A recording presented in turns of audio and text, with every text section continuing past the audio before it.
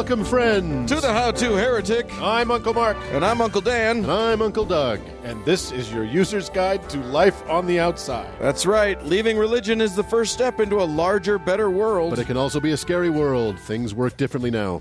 Never fear. That's why we're here. We're your audio uncles. And with help from good friends and experts in all sorts of fields, we're going to share the stories and seek the knowledge to build a great life. After all, you only get one that we know of, so you'd better make the most of it.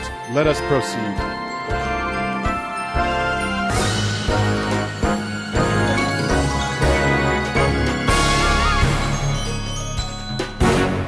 Well, uncles, hello. Yes. Here we are, the mighty three. And wherever you go, there you are. And there you are, and here we are. So that established, we are ready to do another show. Yay. Sure. So I believe that Uncle Doug is going to talk about how shoe purchases can affect your survival rate. Great day for the Nike brand. Absolutely. Yes, indeed. Yeah, and then Uncle Dan, you've got an interesting and maybe seasonal segment, I think. Yeah, we're gonna delve into the holidays. Yeah. it's tis the season. The holidays are always very special here at the How To Heretic. Grill up some stuffing or whatever it is people do. Yes, enjoy the foodstuffs of the people that welcomed us and we kindly exterminated. That's right. Tighten the buckles in your shoes and in your hat and get ready. And then we're going to have a nice kind of how-to conversation, continuing on one we already had, about how things change over time. Yeah, we've got a lovely guest. Professor Nathan is going to come in and help us out. Yep, and we're going to talk about a monkey's uncle. Yes, indeed. And there you go. And just one last time, we want to make sure we announce that there are still a few days, if you would like to be so kind as to donate to Modest Needs. That's right. This is Vulgarity for Charity. There's still a few days for us.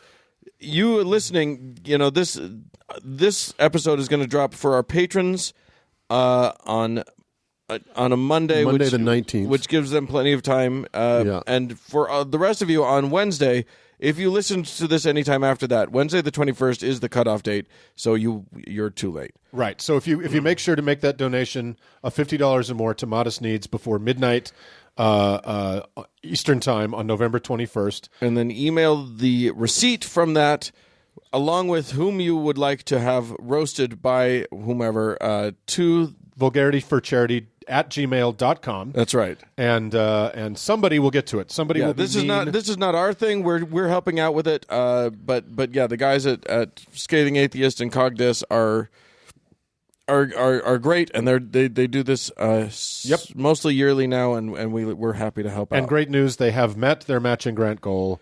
We have all together contributed to, all your generosity have contributed to more than $50,000 being raised. That's so cool. Wow. So keep it going. We'll set a record that next year they cannot hope to surpass. And with that said, let us do a show. Moving on.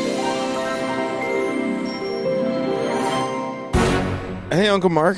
Hello. How many pairs of Nikes do you have?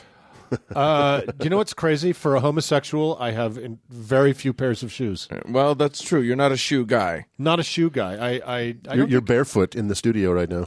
No, I would not be barefoot in the studio because I love you two. And I would not make you endure what you would see with my boots off. But unsightly. But I don't own a single pair of Nikes because I want to keep my balls and I want to stay alive. All right. Well, Uncle Doug's going to tell us about some fashion victims. Yeah. Well, one of Nike's most unfortunate sponsorships. Yeah, exactly. Until the whole Kaepernick before thing. Kaepernick. Well, just as we go to record today, literally today, is the 40th anniversary of Jonestown. Oh, is it really? It really is, 1978. Happy anniversary, Jim Jones. And given that we've already talked about that... so to any of our Guyanese friends out there, exactly. You're welcome. Enjoy and good health. So I thought we'd talk about another much, much smaller mass suicide. And today, let's meet the Heaven's Gators. Woohoo! Yeah.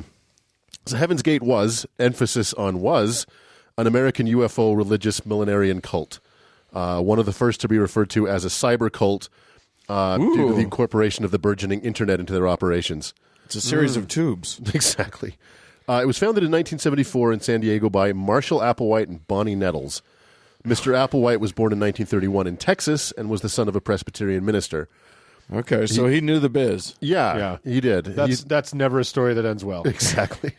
He went on to serve in the Army and then was fired from the University of St. Thomas in Houston for an alleged relationship with a male student. Oh. Yeah. Hey-o. It's getting juicy. Bonnie Nettles was born in Houston in 1927 to a Baptist family, so also not going to end well. Right. She became a nurse and married in 1949 and subsequently had 4 children.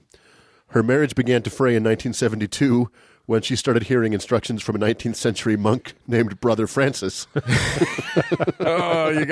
Those are always the best. That's a tough time for marriage. So she was a ham radio operator. Yeah, exactly. Yeah. She started to attend and host seances, and in fact, her meeting with Applewhite was apparently foretold by a fortune teller. Oh, yeah. So You're going to meet a guy, probably don't listen to his last instructions. Right, exactly. Well, in 1983, she had an eye removed due to cancer and was told that at that point that the cancer had spread throughout her entire body.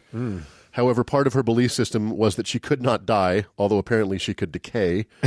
And then she died in 1985. Oh well. Womp womp. Applewhite and Nettles met at a psychiatric hospital where Nettles worked and Applewhite was a patient. Okay. No red flags there. No, we're on fine footing. The two began creating what would become Heaven's Gate mostly from the King James Bible, my favorite, and the science fiction writings of Robert Heinlein and Arthur C. Clarke. They began to refer to themselves as Do and Ti. Do and T. I had to look up the pronunciation. Okay. D-O and T-I. That's how they referred to each other and themselves. Who's dough and who's tea? He's Do, she's Ti. Okay. And sometimes they refer to themselves as the two. Part of their belief system is that they were the two witnesses referred to in the book of Revelation. Now, I will not recap that book or talk more about it because it has claimed Please enough of my don't. free time of late. Please don't. However, if listeners would like to dive deep into that book, you can either listen back to episodes 58 and 60 or shut your head in a garage door. Either one will do. Or run into a cave and ask it to collapse on you. Wait, can I ask a question? Yeah. So she was working at the psychiatric hospital, and he was in the site. Was he there voluntarily? Is a patient. The details about why he was there are pretty sketchy. Okay. It had to do with that dismissal from the University of Houston, or that university in Houston. But he was a patient at the hospital while she was working there, and that's when they met. So we don't know under what circumstances he entered, on his feet or in a bag. Right, exactly. His diagnosis was called crazy. Yep, pretty much. The religion began to morph into a UFO cult, claiming, among other things, that God and Jesus and Satan were all advanced aliens possessing spacecraft, time travel, telepathy, and increased longevity. Mormons kind of believe Satan that. had Doug, you're saying Satan had a spaceship. Precisely. I'm down. That just got everything just got cooler. Do you remember that song from the Charlie Daniels Band, Satan Had a Spaceship? I think it was the precursor to The Devil Went Down to Georgia. I just like it as like a big devil head shaped thing, kind of big horns. Right. Yeah. So Satan's race, known as Luciferians, used holograms to fake miracles and endeavored to trick mankind into not believing in God. Oh, that is tricky when you use a hologram. Yeah. Their belief system, which evolved over the 2.5 decades, preached that through denying oneself of mammalian characteristics such as family, friends, sexuality, individuality, jobs, money, and possessions, one could achieve the evolutionary level above human, or Tela. Okay. So basically give up everything that makes living worthwhile. Yep. And you'll be better. Hey, guess how that's going to end. And lest you doubt Applewhite's dedication to the cause, he and 7 other male members of the group underwent voluntary castration in Mexico. So he believed it. Huh. I guess. I mean, I've had some crazy times in Mexico, but came back with all my bits. Just that face tattoo. Yeah. Well, it was worth it. Mystery. The cult went through several names during its time, including the Human Individual Metamorphosis, or HIM, Higher Source, and the Total Overcomers, for example. The Total Overcomers. I know, so dumb. They took Sounds like a failed children's television pilot. Right? solving crimes and walking dogs. They took to putting OD after their names, like Markady, Danity, or Duggity. Okay. That was their thing. Hot duggity dog. That sounds great. Exactly. Does it mean anything? Not that I could find. ODY? ODY. Yeah. Oh, my. So, like, they had a guy named Todd. He was Toddity. What if your name was Melody? Oh, God. Melody. Melody. They adopted language from Star Trek, referring to themselves as the crew and their bodies as vehicles.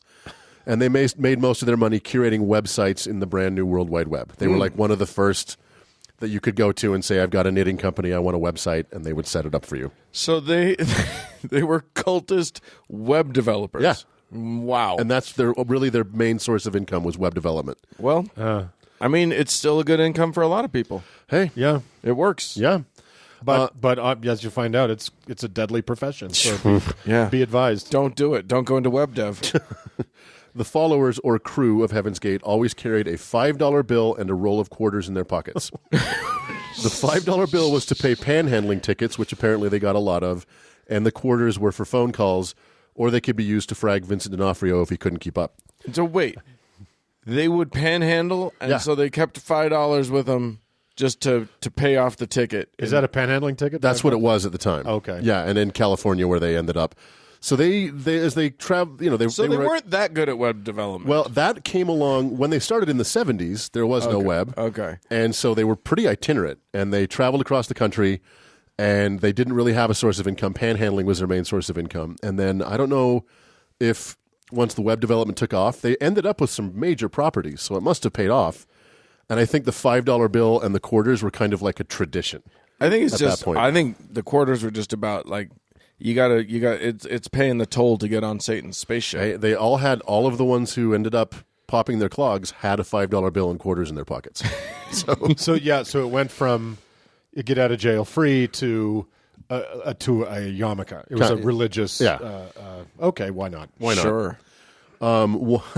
One possible sign that things were headed in an ominous direction. In 1996, the cult purchased alien abduction insurance for 50 of its members that would pay up From to... whom? I don't know. Who sells that? From Lloyd's of Omaha. Yeah, if listeners Lloyd's of Venus. No doubt. If listeners of the podcast would like to purchase alien abduction insurance, make your checks out to Uncle Doug here at the How to Heretic. Wait. Rewind a little bit, Doug. So start again with the alien abduction insurance. So they covered 50 of their members. It covered up to $1 million, which covered abduction, impregnation, or death by aliens. And how did they propose one would prove this? I don't know. What police report do you have? I mean, you got is some rogue guy in an insurance agency going, absolutely. I mean, sure, I'll cover that. I mean, at some point, an insurance agent or adjuster is the same as a bookie. Right. Yeah, they'll take a bet on anything, right? Right. Well, and also, he knows you're not, okay, they're all gone? Okay, prove that it was aliens and I'll pay out. Exactly. Right. What drove Doe to do what came next is kind of a mystery, but the coincidence that of the... voodoo that Doe do. Exactly. The coincidence of the siege at Waco in 1993 and then the arrival of the Hale-Bopp comet in 1995 were just too delicious to pass up. Oh, yeah. You'd never let a crisis go to waste. Exactly. Yeah. Or a celestial, just random occurrence. Yeah, the Hale-Bopp comet, incidentally, was named after the two astronomers who discovered it in 1995. And just for context, the last time it passed through the inner solar system was in 2215 BCE, and the next time won't be until 4377. So Holy smokes. It's an infrequent comet. I want to know who killed themselves that first time. Back in the Bronze Age. That is a big orbit. You know what's funny about that is one of the guys who discovered it, Alan Hale, actually said, and this is true, quote, "We are probably going to have some suicides as a result of this comet." What? Yeah, true statement. And they didn't discover it till 95. Yeah, because they saw it coming. They said they actually were the first ones to actually witness it coming into the inner solar system. And he just, I guess, assumed that every time a comet comes through, some group of people kills themselves. So, well, boy, what kind of a world do they live in? Astronomers are like, oh fuck, well, this is going to mean some people die. I have never before known the direct, apparently, correlation between comets and mental health. Right? Yeah. Right. But now I do. Thank you, Uncle Doug. Now we know. Yeah. So in early March of 1997, Doe recorded his last 1.5-hour video, which you can still watch on YouTube. It's pretty milquetoast pablum, and Doe looks like if Mike Pence had lived another 100 years and then started a cult. Yeah, he's a very peculiar. He doesn't blink. Doesn't right? blink, and he's very kind of skinny, very skinny. Yeah, he looks like a skeleton just had skin over it. If you had to Exactly. pick a cult leader out of a lineup, they wouldn't need anyone else in the lineup. Well, no, you'd have to say because if there was a guy with a ponytail and another guy, you'd have to say which one is the UFO cult, Right. and then which you'd be one like, is the capoeira instructor? right? You'd be like that guy definitely UFO. No doubt. Right. In the video, Doe is seated in his finest lawn furniture in front of a screen that is the video recording of what he's being recorded. I'm trying to say is that they did that thing where it's like two mirrors facing each other, so he's kind of like Stacked echoing. up. He's stacked up. He's like eternal. That. Yeah. Love it. The video gets pretty dark because they pan over the rest of the audience at one point and kind of let everybody have their moment in the camera. And these are all people who would be dead in days. So was this a suicide note? No, it was kind of. It was like their last testament. Right. It goes on for an hour and a half of him just talking ad nauseum about nothing. But when you look out over the crowd and then you stop individually on each of these people, they have weird haircuts, but they seem totally lucid. They're laughing. They seem of sound mind. It's pretty creepy. Yeah, they did a. Correct me if I'm wrong, Doug. I think they. It was a very unisex look, Very much so. Yeah, everybody had a buzz cut or whatever. And Yeah. tracksuit and Yep. yeah. But it's they didn't Which seem sounds pretty appealing. I'm just saying, could we all just go It's to the that? future liberals want. it's the future I want. So then on March 24th, he and 38 of his followers, all sporting similar Romulan haircuts for the ladies and buzz cuts for the men. Right. They had black sweatpants and Nike Decades athletic shoes. Deathcades. Must have been a great day for Nike. Oh, God. They ingested phenobarbital mixed with applesauce and washed it all down with vodka. Wow. So there you go. And then they Sounds placed. like a great last meal. Yeah, it's not bad. And then they placed plastic bags over their heads to make sure it took. Now, Right. again with the Star Trek motif, they all had armbands that read, quote, Heaven's Gate Away Team. And in one of the strangest coincidences of all, one of the members that committed suicide was named Thomas Nichols, brother of actress Nichelle Nichols, Oh my God! who played Uhura. Uhura on the original Star Trek. Are you serious? For real. Isn't Her that- brother. Her brother. Weird. Isn't that crazy? Wow. And so what they did is 15 members killed themselves first, and then the remainder dressed them, took the bags off their heads. They were all dressed, arranged them, took the bags off their heads, and then put a purple sheet over them that you see. Then 15 more killed themselves, and then the remainder took care of them. Then 6 killed themselves, and the last 3, which included Doe, took care of them. And then Doe killed himself, and the last 2 were the only ones found with the plastic bags over their heads. Interesting. Holy shit. Yeah. So I mean, it was. Let me tell you something. This took days. If I'm in a cult and the cult leader is like, "I'll be the last," I am not going to commit you know what? suicide. You go- I'm not falling for that, you go bullshit first. motherfucker. Here's how you convince me that you believe this shit. You go first. Exactly. Yeah. So, okay, so what was the total body count? 39. Total. Yeah. Wow. So I pay attention to cults. Obviously, it's something I'm interested in, and I was, a full-grown adult when this happened. I don't remember the stage that there were people. Yeah, I it was just remember something seeing the bodies on the bunk beds. And I'm like, Exactly. how did they have the presence of mind Yeah. to stay in that position and not just shit themselves? And I didn't know that either And until like researching for this. convulsing or whatever. You think fall someone off the would- bed, Yeah, all sorts of stuff. or get desperate and try to get out or Yep. whatever. I don't know how. What was it? Phenobarbital or something? Phenobarbital, which is an epilepsy drug mostly. Yeah. And And vodka, so it's applesauce. And then the phenobarbital put them to sleep. Okay. And then they asphyxiated. Oh, so they died of the asphyxiation. Most of them did. so yeah. this was And I mean, this but- was kind of murder. well. I mean, the 15. They all knew what they were getting into. If you watch the video, they're like, he's like, we're out of here. It's been great. Right. They knew what they were doing. And then when the 15 died, the remainder, none of them tried to flee. None of them tried to jump out a window, as far as we know. They watched their compatriots die, Yeah. and then they did the same thing. And then they got them all arranged up. Then they sat on the bed and took the phenobarbital and the applesauce. Fucked up. Yeah, Like, and they seemed just calm and serene. It's so strange. I so don't know there's no survivors. Well, interestingly, a couple more people killed themselves in that were members of the cult, and then a guy in California who was not a member of the cult killed himself and left a note that he was hoping to catch a ride with Heaven's Gate. There's at least 2 surviving members of the cult who maintain the website, which is still online. Wow. It has not been updated or altered since the event. So it's a great like kind of mid-90s website. It's a good. Oh yeah, that's a time capsule right there. Yeah. It's kind of leaving your dead child's bedroom as it was. Basically, right? Yeah. Jesus. And on the website, it contains the group's position against suicide, which counterintuitively speaks very glowingly about the Masada mass suicides in 73 BCE. What? Yeah, it's pretty. So it's like the statement against suicide, and in their statement against suicide, they talk about how great it was in Masada, right, when the Romans were coming and the Jews off themselves rather than be subjugated. So, yeah, that's kind of it. After that, there's, it petered out. So you think? Weird. So, okay, the suicide is an insane event that took place, a staged event with a lot of people who should have done something and could have done something who did nothing. And then we laughed a lot about all their bullshit up front. But what about all the ridiculousness? Like, what made it so magnetic to people that they... Well, here's the thing. It was a 20-plus-year-old cult. And I don't know how it wound out, but only 39 people killed themselves. After 20 years of preaching this shit, it was only open to people over 18, so kids weren't allowed in the cult. Interesting. Yeah, and at the end of the day, only 39 people went through with it. And of the outside of that group, no one alerted authorities or no one tried to stop it, which makes it seem like that was kind of it. Like there wasn't an enormous group of people of which this was a small part. I wonder if that was like the ruling class or the upper echelon. It's hard to say. They didn't really have a priesthood. It was super, you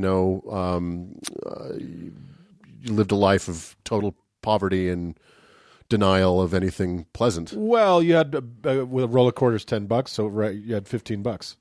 Yeah, not total poverty. No, yeah, you some applesauce. Get yourself out of a panhandling. You can buy yourself some applesauce and a cocktail.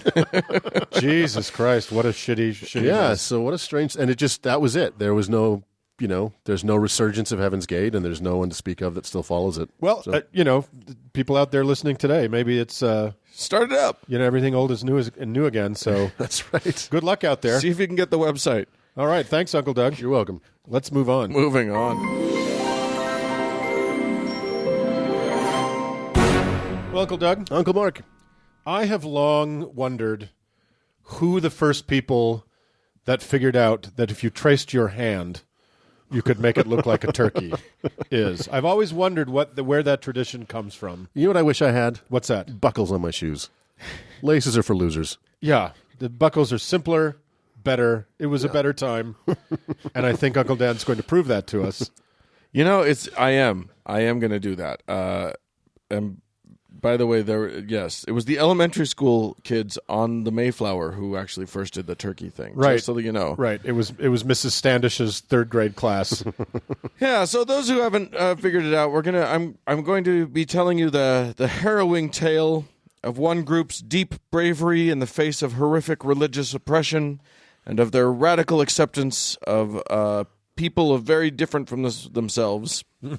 Just kidding. We're talking about religion, Dan. I'm going to tell you about the American Pilgrims. Yeah. And I'm going to first start by saying that pilgrims, as a word, is heavily quotationed in my mind.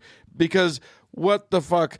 Look, I don't generally like to dip back into my Mormon roots as I prepare these things, but in the style of the horrible Mormon church talk, I'd like to start with a definition. All right. Yes. Merriam-Webster's Dictionary. Dictionary.com. Look, I've updated it for the modern era. Yeah. Dictionary.com defines pilgrim as a person who journeys, especially a long distance, to some sacred place as an act of religious devotion. I mention this only because that word in no way applies to the small group of English dickheads we're about to discuss. Well, I mean, yeah. I mean, it seems they stretch that term pretty far. Yeah, there was nothing sacred. There's no holy site here in the Americas. Not that yet. They were going. Excuse me. Please hold. Punch him in the chest. Somebody take over for Plymouth me. Rock landed on him. Good Lord. I'm going to take a little sip. Yeah, have a little sip of water. There were sacred sites in the Americas when the Pilgrims got here. They're just not theirs. Not sacred to any Christians. None they would give a shit about. Right. Yeah, they were happy to smash those into the ground so that they could build a hut or whatever. Or a winter or two later try to eat them. Yeah, exactly. Oh, my God. Okay, so a pilgrim is someone traveling to something, not away from something, which is what our people did. So I'm not going to call them that. I'm not going to call them the pilgrims. To our international listeners, that is what they are universally. These are, some of the early colonizers of this continent. Let's call them what they were, unwanted immigrants. Well, I'm going to call them by what they were called for a couple centuries after the fact, which was the old comers. Oh. Ew. The old comers? The old comers. Huh. Yeah. Rather than the newcomers. Rather than the newcomers. I guess they were the newcomers at that time. Right. Then now they're the old comers. Okay. I don't know. They called them the old comers. Literally until I've never heard that before. the 1820s. The 1820s is when somebody discovered one of the major accounts of the whole voyage and everything was by a guy named William Bradford, and it wasn't until the 1820s when someone noticed Daniel Webster, actually, speaking of Webster's dictionary, noticed that Bradford had called them saints and pilgrims. And so he was like, so Webster started referring to them as the Pilgrim Fathers, and the name stuck. All right. You'd think Webster would know how fucking words work. Weird. Apparently not. Anywho, I should have done the Webster's dictionary definition. I just went to the first one. Yeah. Oh, That was the classic. Yeah. opportunity missed. God damn it. Yeah, All right. for those listeners who don't know, in Mormon culture, when you give a speech, there's a very specific Yeah, when you give a talk order. at church. You give a talk at church. Yeah. And it's usually a kid who's got to do a 3-minute talk. Yep. And they got to bulk it out. Yep. So But Webster's But dictionary. you open with a joke. and- Oh, yeah. Then you do the definition. Right. Yes. And then you read read what was written in the dictionary after that, Right. and then you're done. And then, yeah, exactly. defines faith as. Yeah. Anywho, Yeah. So the old comers started out as Brownists in a little village called Scrooby Okay. in central England. These people could not have been conscious of how hilarious all of their names and things were. Oh, my God. It's delightful. The old comers of Scrooby. Yeah. become the brownest of Scrooby. Yeah. And you know what's funny about it is they were super sex positive and they would have had a great time with all this.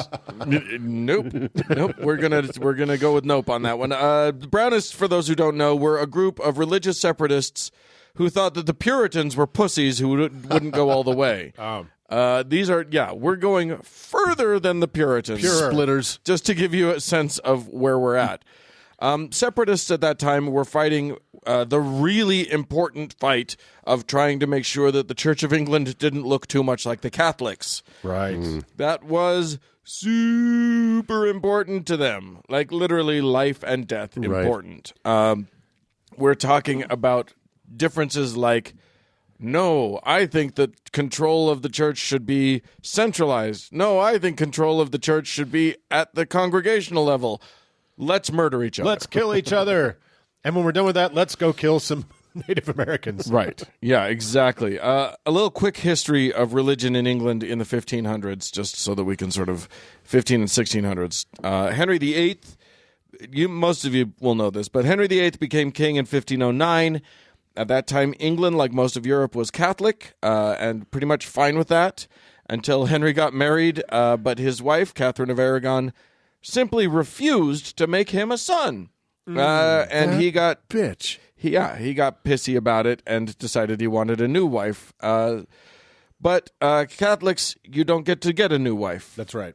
So he decided, we're not Catholics no more. Fuck it. I'm making my own damn religion, and declared himself the supreme head of it. It's good to be king. It's good to be the king. And as you know, he went on to do a lot more wives. Yes. After Henry died, we had about 6 years of King Edward VI, who was the son of his third wife, Jane Seymour.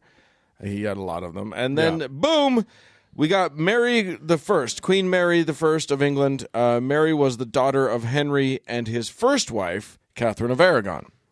As you can imagine, she might not have been totally a giant fan of what her daddy did to her mommy. Sure. So, Hey, at least she died with her head. right. Right? Yeah. Yeah, I mean there were other wives that were less fortunate on that front.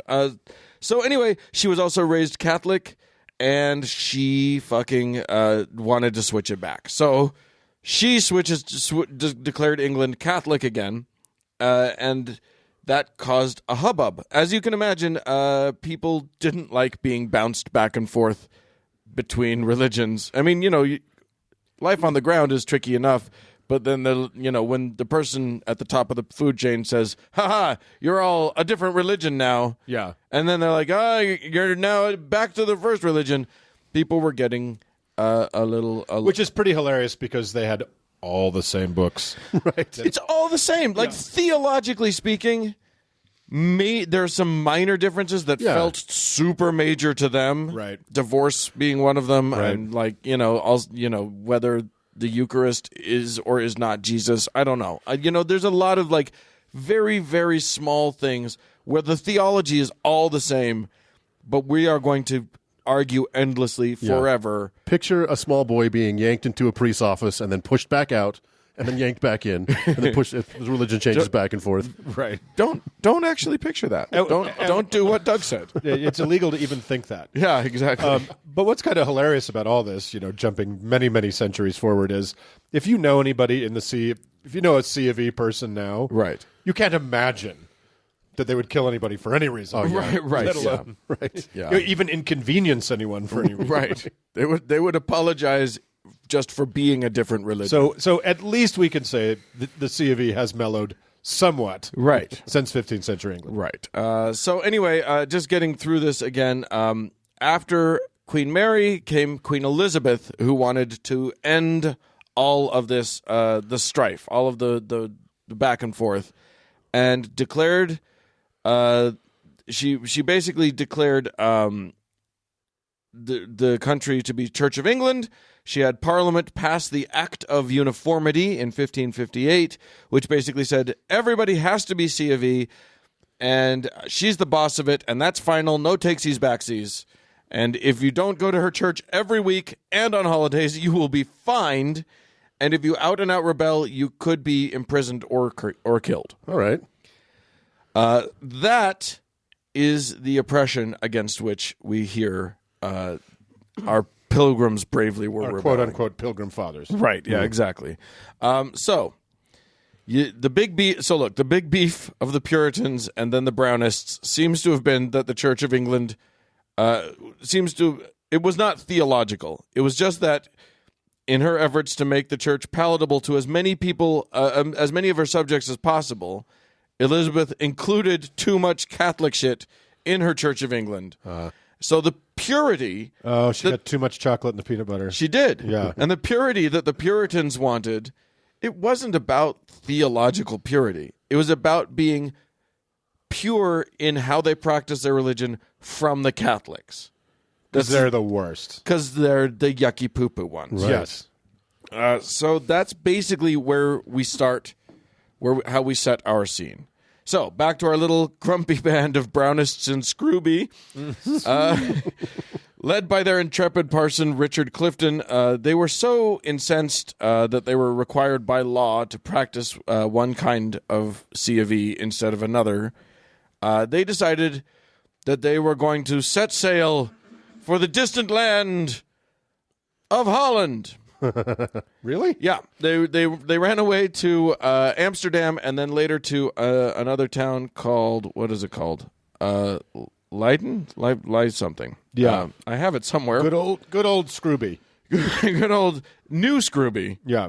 Or Scrooby-Doo, as they called it. The old Scroobers. Right. The Dutch laws were a lot more lenient. Yeah, Leiden is the name of the place. The Dutch laws were a lot more lenient toward, just fucking practice however you want. They didn't give a fuck. So they were going to live there. Great, right? Solution presented. They are solved. They've got a place. Yeah. And then suddenly their kids started speaking Dutch or whatever, and they started like wearing Dutchy things. Oh dear, wooden shoes. And suddenly it was vitally important to these people that they not lose their English heritage. Yeah, your son coming home with shoes with no buckles on them was like having your son come home with a nose piercing nowadays. Right. Right? Or 2 buckles instead of 1 buckle. So Who these knows? people were uptight in every arena of life. Literally, they were just the most intolerably awful people that you can imagine. They cannot get along with anybody. Huh. So It's kind of amazing that didn't infect the foundation of America at all. Like that. weird that wouldn't Horrible, intolerant. this xenophobic Yeah. sort of outsiders suck response. Ooh, we dodged a real musket ball on that one. fellas. Right? So no, they decided finally that they would set sail for a place that didn't have any real people to speak of, just them brown folk that we can all ignore or whatever. Yeah. So yeah, Dirt worshippers. the dirt worshippers. They went. So they made some arrangements with some people, some merchants. Yeah. Words were not working for just a second there. Well, it's the Dutch. It's the Dutch. I'm translating from the original. The Dutch. original Walloon. They jumped on a ship called the Mayflower, and actually another ship, the Speedwell. Speedwell, which did not speed or well. No, it sped right back. It didn't work. So Half full of water.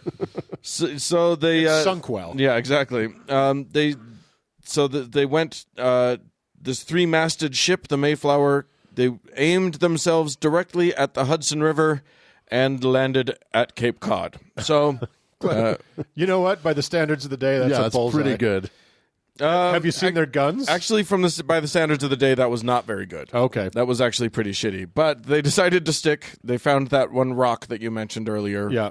And called their area the Plymouth Colony. I just want look. I don't need to go through the whole.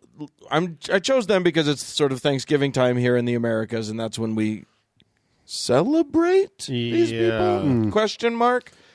And I don't want to go through the whole thing with them and the Indians. There's a lot of apocrypha in there. There's a lot of all that stuff. I just wanted to point out who these people were. I wanted to introduce us to them because they weren't fleeing religious persecution in the sense of like, when I think of religious persecution, It was a matter of taste. It was just grumpiness. Right. And yes, people had been killed for being separatists in that way. Right.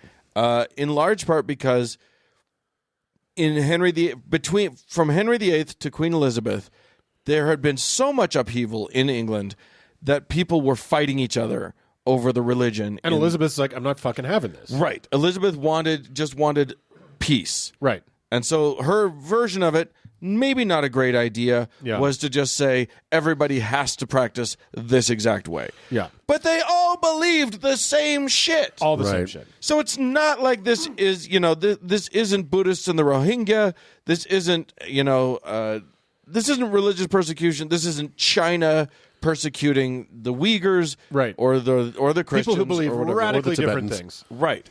This is just people who believe all the same shit being grumpy about how they believe it. Yeah. I mean, it's really window dressing. They're killing each other over window dressing. Right. Yeah. And eventually it leads to, the big overthrow, King Charles gets his head cut off eventually. All sorts of crazy shit happens. Yeah. Sort of surrounding all of this stuff. But I wanted to be clear that this is not this is not modern day persecution the way we talk about it. And for those of you who are listening who weren't raised in the United States, you have to understand that what we were raised with is this lionizing of this small band of 100 or so. These noble, innocent, victims of persecution Christ found followers. liberty here in America. Right. Yeah, exactly. Came to America seeking religious freedom. Right. Really, they really came to America because they did not want their children to assimilate into a perfectly Christian culture. Dutch culture. Yeah. Right. That's why they really fled. They were fleeing wooden shoes. right. Yeah. And can you imagine how They different... were fleeing a second language. Yeah. Right. Can you imagine how different our history would be if they had named Plymouth New Scrooby? First of all, this would be we'd be living in Australia now. Everything would have wackadoo names. That's right. We'd be Australia. Yeah, We'd be Australia with snow. Instead of bison, we'd have bing dongles. That's right. Yeah, they were just a bunch of assholes. Yep. Let's not pretend they were anything but a bunch of assholes. And of course, the Thanksgiving that we celebrate is theoretically a reference to a big meal that they had with a bunch of the Native Americans here, which did happen. Mm-hmm. It was a 3-day feast and whatever, and it seemed nice. Everybody was sharing and everything, and then we can just gloss over the next 200 years of history with the natives. Yeah, knowing that they were originally assholes really helps inform what comes next. Right. Yeah, exactly. And also, they weren't even the first colonists from England in these United States. The Jamestown guys were there before. So it's like, why are we caring about these people? Except that there was a mass migration of Puritans thereafter who kept pouring over here once the colony had been established. Yeah. Because they, because frankly, England didn't want them. Right. I wouldn't either. No doubt. And the Dutch who kindly took them in. Right. They said, fuck off. Right, yeah. We're going to take this sinking ship and get out of here. Yeah, exactly. And that's the story of America. Wow. Founded by assholes. That should be on the crest. Right. America founded by assholes. And continued and to still be such. Run by assholes. Right. Founded by shitbags with buckled shoes and stupid guns. Yep. And nothing's changed. So when you're cooking your bird and sticking. By the way, the first Thanksgiving actually had apparently there were turkeys, but there were also seals and swans. Yeah, seals. Yeah. Uh-huh. So I don't know. Boy, it could be a whole different holiday. I feel like we're not celebrating right. Get you a seal or order your heritage seal now. You're going quick. Yeah. All right. Well, happy Thanksgiving, everybody. Happy Thanksgiving. Go enjoy your blunderbuss or whatever, and we'll catch you on the other side. Remember the assholes that brung us here. Let's move on. Moving on.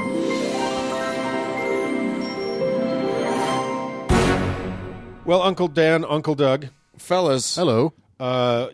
Show after show, there's some people who are incredibly kind to us, and show after show, there's some people who have yet to be kind to us. Right. I am officially threatening to quit if we don't make any money at this thing. And I am officially threatening to quilt. So similar word, different outcome. Yeah, and worse. Yeah. A worse outcome. Possibly worse. So anyway, but some people have decided that they would give us a little bit of their money. And we love them. And we love them for it. So we've got some folks to thank. First of all, we one of our donors, the giant black invisible aardvark that lives under the stairs. Thank you very much. Thanks, Mom. How do you also be black and invisible? It's a mystery for the ages. We'll just go with that. Yeah. And then we owe some saints to some folks. So, Mark, I'm going to give you. Tori needs a saint. Oh, Tori. Okay. Well, this is a middling saint at best, but effective. And, Saint Shitstick of Melbourne has got your back when the shit goes down. And Saint Shitstick of Melbourne is the patron saint of the North American Free Trade Agreement and Karl Malone. Great. Yeah, Karl Malone. Karl Malone with a K, baby. With a K. With a K, sure, right. Absolutely.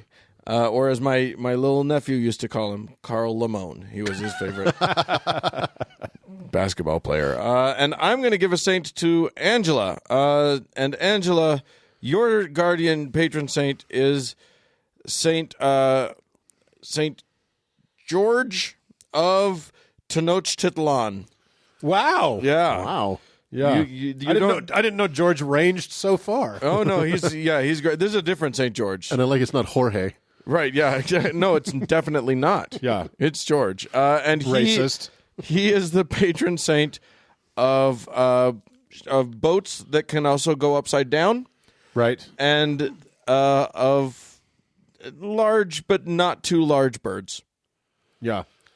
The specificity. Medium birds. Medium Yeah. birds. Not great. Not your lesser. Not your greater owl nor your lesser owl. Right. Your medium owl. Just your standard owl. Right down the middle owl. Yeah. So, congratulations to Tori and Angela for getting sainted, for getting paired up with their own personalized saint. For the rest of y'all, if you're not already a patron of our show, you can go to howtoheretic.com, click on the patron button, and show us a little bit of love by giving us an amount of your choosing per episode. Yeah, there's really no upper limit. No. The lower limit is clearly 0, but there's no upper limit. Which you're already at. You're already there. Most of you are already there, and we love you anyway. You can jump up, though. You can level up. You can always go up. If life has taught me one thing, rock bottom, it's just all up from here. Right. And if you can't afford that sort of largesse and still want to give us some love, go to any place where you can give us 5-star reviews and lay it on thick, baby. Yeah. Just hit it, and give us a written review if you want. And that'll be amazing for us, and we love you. Yep. We love you. Moving on. Well, Uncle Mark, Yes. you're sitting over there looking for all the world like a monkey with glasses. Well, maybe that's all I am. One wonders. One does wonder. One looks at the ape world and at the human world, and one begins to ask questions. The similarities with the simians that we share. Which is the title of our new memoir. Uncle Doug is a monkey. Because he's not here. So, yeah, exactly. So, evolution, Yeah. which is only a theory. I like that you emphasize the evil in it. Well, the only way I can say evolution is the way Richard Dawkins says it. Evolution. Evolution. So, what is it? What is it not? Right. How can it be used to confirm all my racial hatreds and misogynist fantasies? It's a great question. So we've back in episode 22, we had a little discussion We did with Aaron Ra. with our friend Aaron Ra Yeah. and his big brain, and talked about some interesting issues with evolution. But it's a big subject that requires more than one conversation, I think. And that conversation got a little heady. We need some more conversation for sure. Yes, so we've decided to bring in somebody that doesn't look like a warlock, Oh, okay. and that is our friend Professor Nathan, who is a professor of biological anthropology, specializing in anthropological genetics, whatever the fuck that bullshit is, Yeah, that doesn't And, sound like a real thing. and an all-around smarty pants. So welcome, Professor Nathan. Oh, it's great to be here. Yeah, was all that stuff he said real? Yeah. Okay. Too many syllables, I know. Yeah, I know. How do you even fit that on a business card? College boy. Right? So All right, college boy. Can we just call you that for the rest of the interview? Sure. So, there may be plenty of people listening to us have long emerged from religion, but there are people who are still emergent from their religious backgrounds who may not really know how to even begin to talk or think about this big idea. Yeah, what we have here is a country and a world that has a lot of folk in it who reject the entire study that you have devoted your life to. Yes, yeah. So how? Not only that, but has delivered your life to you. Well, Well, even my own grandmother, when I told her I was doing anthropology, said that's what people who don't know what they want to do with their lives do. So oh man, it's sick burn, Is your Grandma. Is your grandma Yeah, it's pretty listening to this episode? probably not. No. Oh, what a bitch! Wow. Okay. Yeah, I'm glad to see you've evolved from 2 generations ago. So. Yeah, I try not to let it get to me. Yeah. So, what we got is a bunch of folk who have been told their whole lives that the way humans and all the critters happened was that God done it, and That's right. and it just threw them all on here, and then we're all done. Yeah. And you maintain, I take it, that is probably not the case.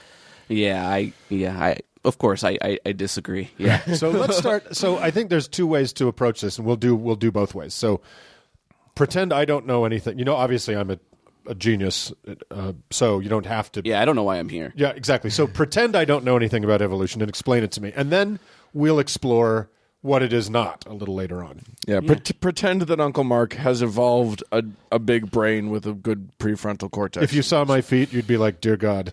Yeah. He's a hobbit. So what do we got? What is evolution as it pertains to life on this here planet Earth? So if we're speaking very generally, it's just change over time. So Well, that's obviously not real. That never happens. Yeah.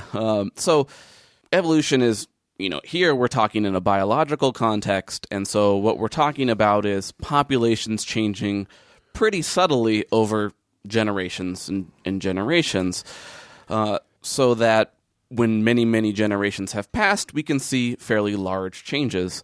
So, if you go back, say, 200,000 year plus, we might not see humans like we think of them now, but we're going to see something that's pretty human-like. Right. And these are now we're talking about the fossil record. Yeah. Yes, I'm sorry. I guess I jumped in a little bit there. Well, no, I mean, it's just important to talk about this because here's the thing: you got your Ken Hams of the world, you got your guys who devote their lives to saying that the Bible is real, and all of these bones that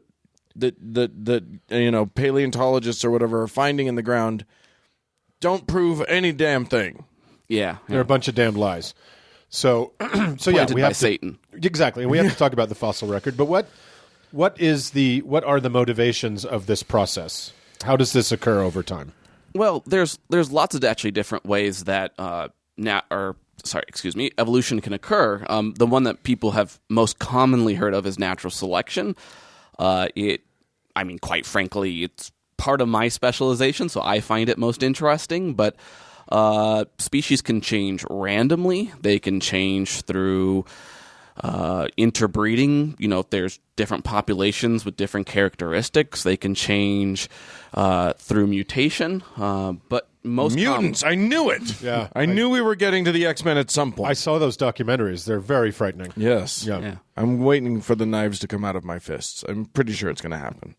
But most of the time, when somebody is saying evolution, they're talking about natural selection, right? And again, that's because it's the most interesting one. It's the one that is always kind of So talk about that mechanism. How does that work? So natural selection really. So you hear phrases like survival of the fittest, which I'm not a big fan of. That's a phrase that comes out of social Darwinism rather than science. But the idea is each generation is going to change a little bit. So not everything that's in the current generation, not everybody who's in the current generation is going to be in the next one, right? So people have different numbers of kids. Some people die. So each new generation, my kids, right? I don't think you guys have kids. No. My kids represent me in the next generation. Those who don't reproduce aren't in the next generation. And so we see this shift in how common something is, right? So anything I carry is going to be more common in the next generation than anything that you guys carry. Right. I'm just gloating at this point, but no, I'm happy for that, actually. Yeah, it's probably for the best. Well, I'm a narcissist, so well, and we're dingbats. So. And podcasting is not an inheritable trait. Thank God. It might be. Yeah. Who knows? It's probably viral. It's probably carried on anyway. So the name of the game then is really reproduction, which is everybody knows that, right? Right. But so you hear about survival of the fittest a lot, or it's about who survives and who doesn't, and that matters, of course. But it's also about, and maybe more so, about who reproduces, who doesn't, in what quantities. Well, and a lot of that can be, if a species sort of, for whatever reason, they survive better when the males are really big and strong, then the females start to choose big, strong mates or prefer big, strong mates, and then that just sort of passes that down. Is that sort of part of the deal? Yeah. So the reasons that somebody might reproduce more or less, et cetera, are huge, right? It could be, that they are better suited to gain the attention of the opposite sex. It could be that they kill people of the same sex, and so they're the only option. It could be just that they're better at acquiring food. It just goes on and on. Sneaky. I like the ones that evolve sneaky genes. Yeah. Yeah, the sneaky gene is Dawkins' next book, I think. I think it was going to be his first book, but it's too sneaky. Anyway. Sorry. Poor Nathan going. Just stares at us like, I know. Oh my God. It's like he's watching evolution in action in reverse. Yeah. So millions of years, and yet here we are. Right. Here we are. So the anti-evolutionists, the creationists would say this hasn't happened. There's no proof that this has happened. How do you respond to that? Right, and it comes down to the other idiot thing they say, which is it's only a theory. Yeah, and that argument is mostly creationists trying to, intentionally or not, I usually don't know or care for that matter, but trying to divert from the actual science and just use the words themselves to discredit it. It's a semantic thing, and it's incredibly frustrating because a theory in science, of course, is not a guess, it's not a hunch, it's not a feeling, it's not even just an idea. It is a body of hypotheses and ideas that have been tested over and over again, and it's not beyond fallibility. I mean, we hold evolution in high esteem, but it's technically still true that we could find something that would drastically change our view of its correctness. But what's so unique about it, or not unique, but what is exceptional about it, is that it's been tested over and over. It's been put to that any time we study anything biological, that result is going to tell us something about the validity of the evolutionary process, and with time, it's just been upheld over and over and over again. Right. For the layman like Dan and I, I would we venture into the dangerous realm of calling it fact. I mean, it is this is a factual it's something set that of processes. It's like we can't talk about human evolution that much because it's something that happens over millions of years, but we've observed evolution occurring. Yeah, so I mean, if you want to expand it, you can talk. I mean, evolution is just a change in how common something is, and sometimes that means very large changes. But if this generation we have, 60% of people have brown eyes, and next generation 62% of people have brown eyes, we'd call that evolution. It's boring, really boring, but it's still a change. Right, we're getting taller as a species. Yeah, I've heard that, and I guess I don't know exactly what the cause is there. It's just height is the cause. Yes, measurement is the cause. Yeah, height, right? Our measuring tapes have gotten a lot more sophisticated over the years. They really have, and we no longer use our cubits, forearms. Yeah. But one hypothesis there that I'm familiar with is that a shift to modernization. We demonize, and talk about obesity in the modern realm. But when modernization occurs, we do see this kind of normal increase in height and weight as the stress of not having enough food is lifted. So I don't know if that's truly evolution or if that's just cultural change. But I'm not an expert on that particular question. But when people, I just want to point out that like when people talk about, well, evolution doesn't, because I've been to creation museums and they've got answers for all of the things that they think are being taught out there. Now they're not good answers. No, they're not. I mean, like they're funny. If you go to Ken Ham's Ark Encounter, you're going to see, and they'll talk about, well, it wasn't species. It wasn't two of every species that was put on the Ark. Two of every kind. Of every kind. Yeah. Which is what? What does that mean? What does that mean? Nobody knows. But they're very insistent that microevolution can happen within a kind, but there's not proof ever that one species has evolved into another species. It is in such gaps that their God resides. Yes, right? indeed, yeah. Well, it's pretty convenient that a process that takes thousands, if not millions of years is not observable within a lifetime, and so they can rely on that lack of... What I see quite commonly is that they're expecting to see this with their eyeballs. Right. Like that. Right. That's the only way to observe something. Right? And here's what's crazy is we can observe with our eyeballs. So, for instance, we can get into this in more detail, the canard that there are no transitional fossils, which is something that the creationists love to go on and on about. Whereas we can see loads of transitional fossils from one form to another, in the dirt with our eyeballs. We literally have transitional fossils. yeah, absolutely. And as a geneticist, my specialty, the similarities between, you name it, really. But let's just take, humans, Neanderthals, chimpanzees, the other great apes, is fairly overwhelming. And we know things like the same shape, right? So you can look at animals that look very similar in characteristics can be fairly genetically distant. There's not this one-to-one relationship necessarily between genetic similarity and physical similarity. Now, usually things that are genetically related are pretty similar physically too, but they don't have to be. Right. So the question I always ask is, okay, if this is the result of creation or a common designer, why is the design such that things that, appear similar have similar DNA? There's no reason that has to be true. Right. But it is. Well, there's no reason for DNA at all, really. I mean, Yeah. it's frankly, I find I'm glad about having my body, and I'm happy that I get to move around in this world, but it's not a great design. Oh, yeah. Can we agree on this? Sure. Like, this thing is a kind of a turd in terms of a lot of things. I mean, we probably should get some people in here who have higher self-esteem and see if that's idea it's still. a podcast. That's not possible. Yeah, we're not doing that. Those people are on television. But I'm just talking about, like my breathe hole and my food hole are the same hole, so I can choke on things. Like, just little things like that. That would be a great thing to change, and then we'd be, like, if I were a god, I would have thought of that. Because choking on food is stupid. Yeah, it's like Neil deGrasse Tyson says about the lower end of the body. It's an amusement park in a sewage treatment plant. Right. It's just Gross. gross. I know, but still somehow, But fun. we still have get down with it. But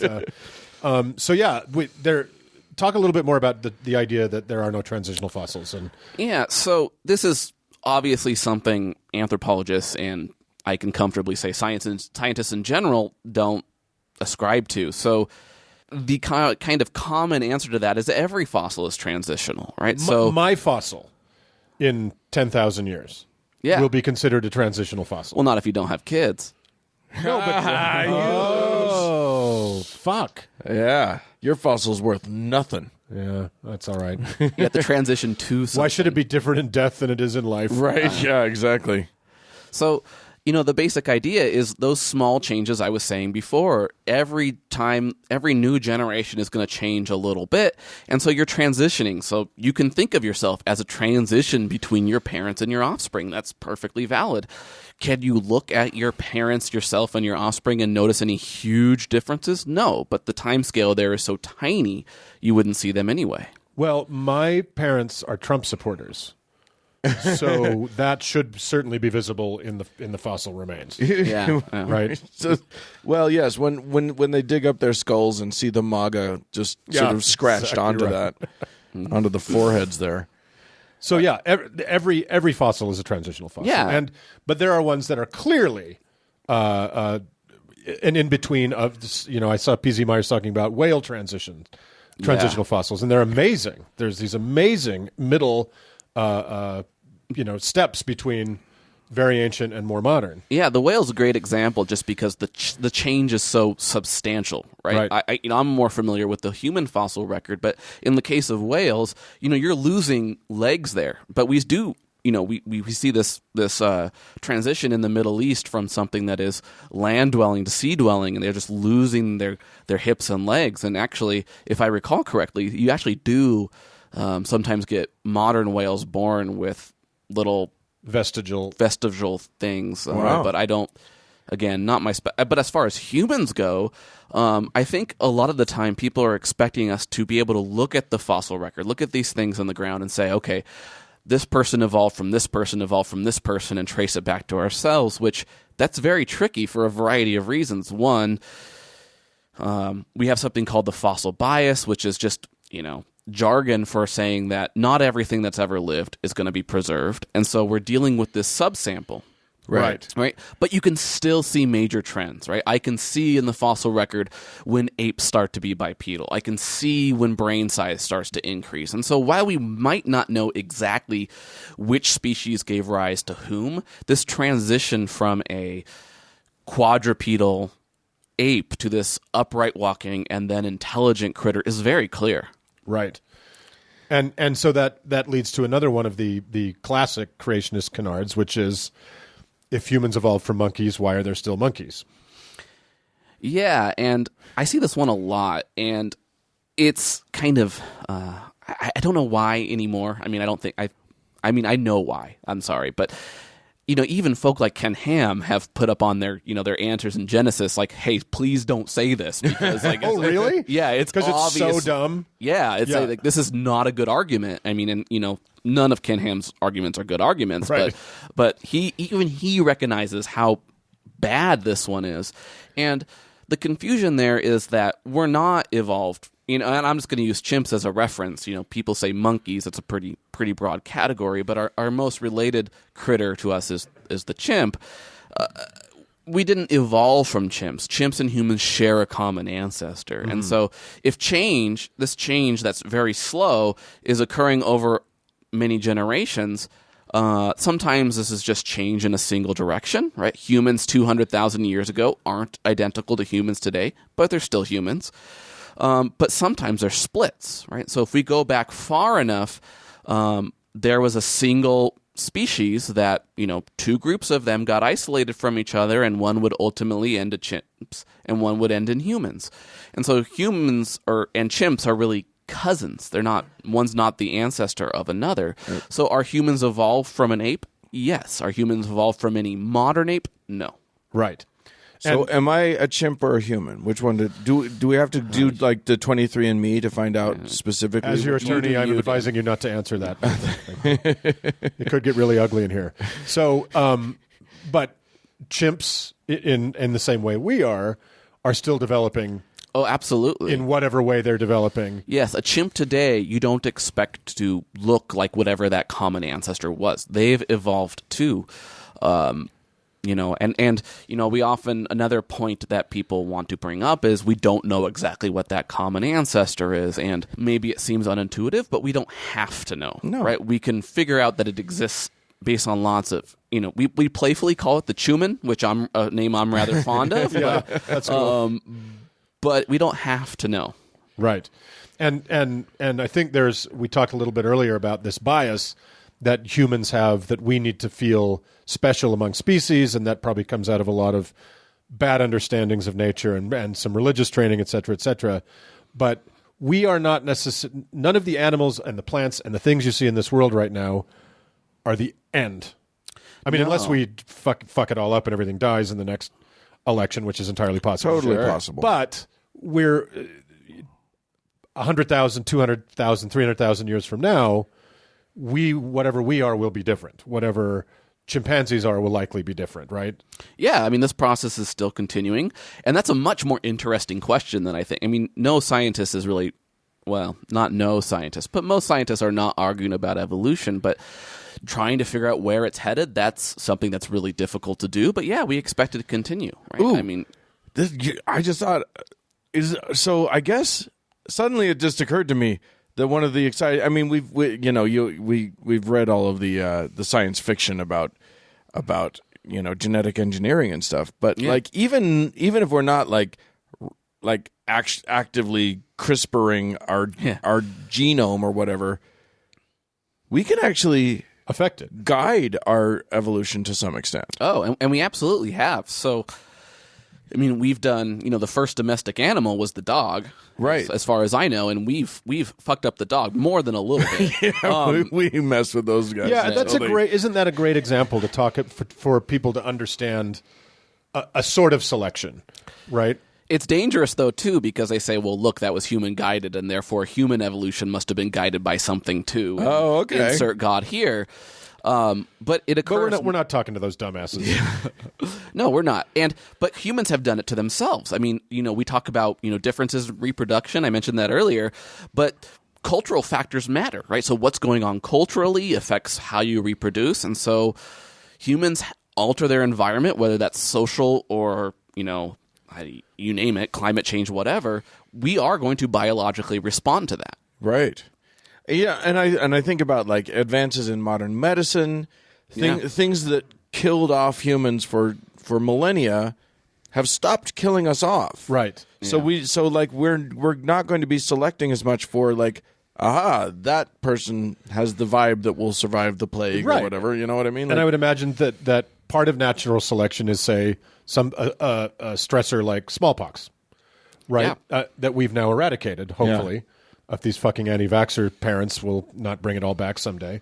But that's changed because there's a different outcome in offspring and survival rates. Yeah, it seems like now we're selecting much more for brain power than we are for physical power the way we used to. I mean, in general, that doesn't apply in New Jersey, obviously, but I just feel like in a lot of places, like what we're selecting for is very different than what it would have been even 100 years ago or 200 years ago, let alone 3,000 years ago. Definitely. And Mark's example of smallpox, I think it was Mark that said it. Yeah. Anyway, but you think of like the plague in Europe. Lots of studies have been done about, okay, this is a lot of people dying off. That should fundamentally change what's going on genetically in this population. Yeah. And one of the neat findings is there were, genes that were selected for that increased in frequency because the people who carried them were more likely to survive the plague. Interesting. And the neatest, maybe not the neatest part, but a neat follow-up was that same gene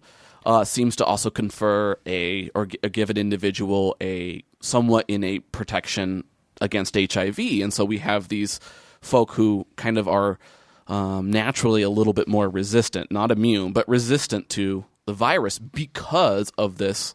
Because of the plague. Because of the plague. Oh. And part of the intensity of the plague was, and we've talked about this before on the show, was this bizarre fixation that European Christians had with cats, and that they killed cats in huge numbers. Cats were considered evil animals, and it was one of their only natural defenses against the spread of pestilence was cats. Yeah. And so I still think they're evil, but they are helpful in keeping the plague. they'll at catch bay. a rat from time to time. They will. Mark Yeah. has cats. Just I'm a cat person. You're outnumbered on this show. Uncle Doug and I are both That's true. crazy old cat ladies. You so. very much are. We have the crazy old cat lady gene, apparently.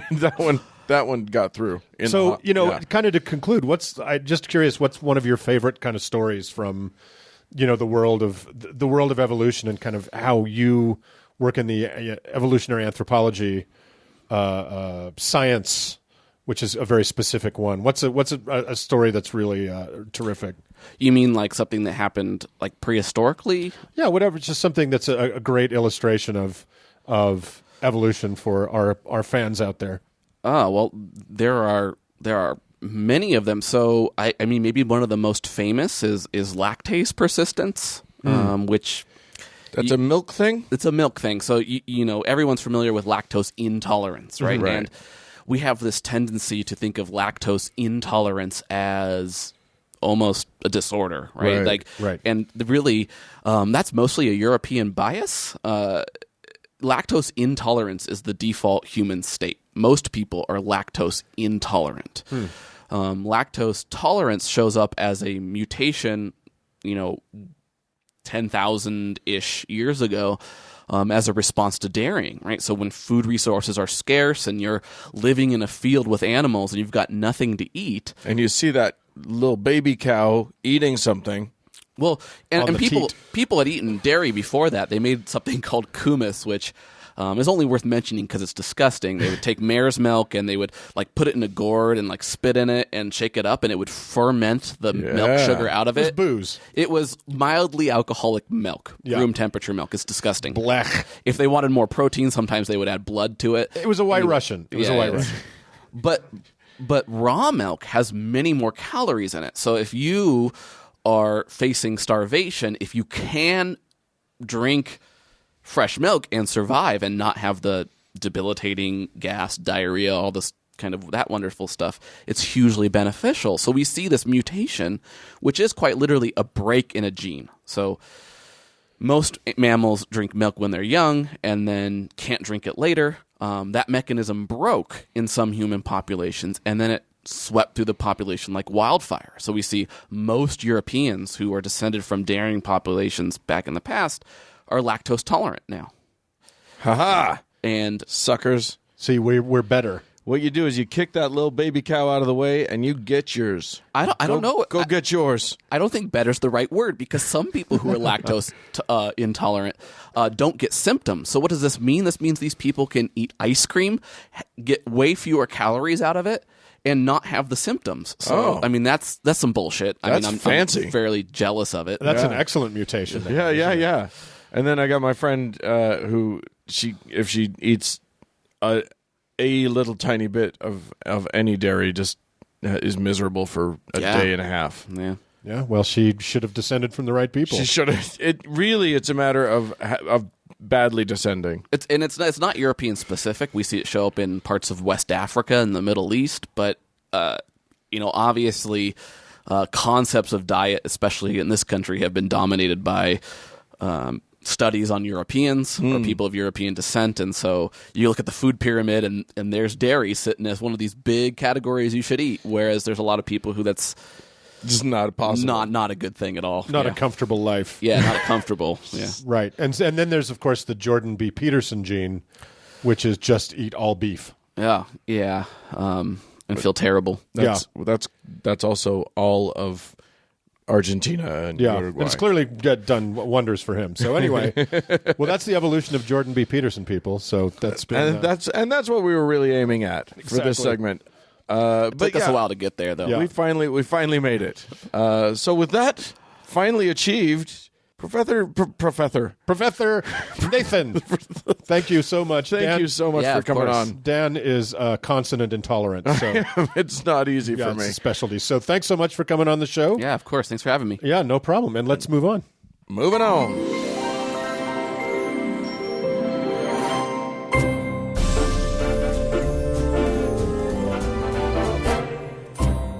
Well, friends, that's it for this week's show. Hey, we'd love to hear from you. Send us an email, howto@howtoheretic.com. Or you can leave us a voicemail if you were one of the Pilgrim Fathers at 903-88-HOW-TO, which is 903-884-6986. We're also on Twitter at HowToHeretic. Quick note, our dear friend Professor Nathan invites anybody who has questions about evolution and the sciences there surrounding to ask him at his Twitter handle, which is @leftovermonkey. So that's great. Please avail Awesome. yourself of that amazing resource. Awesome him. Yeah, thanks once more to our patrons. And thanks to Cody Layton for editing the show. And thank all of y'all for tuning in. Thanks, everybody. Wow.